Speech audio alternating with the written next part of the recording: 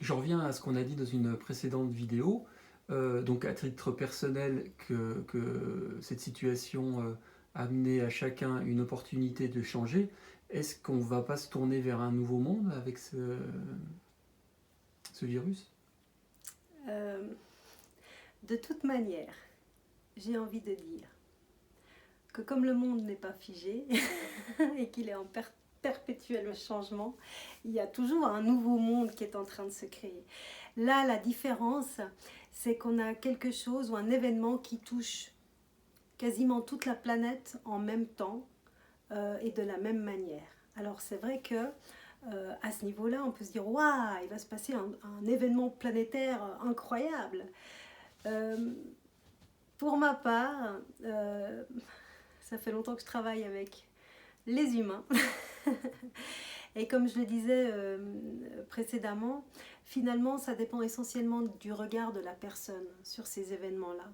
Il y a des personnes qui vont tout mettre en œuvre pour retourner à la vie qu'ils avaient avant. D'accord? Quoi qu'il en soit, il y aura eu une perturbation. Quoi qu'il en soit, ils seront plus tout à fait les mêmes. Mais ils vont chercher à remettre en route ceux qui connaissent, ceux qui les rassurent, ceux qui leur donnent un confort, voilà, dans leur façon d'être au monde. D'accord?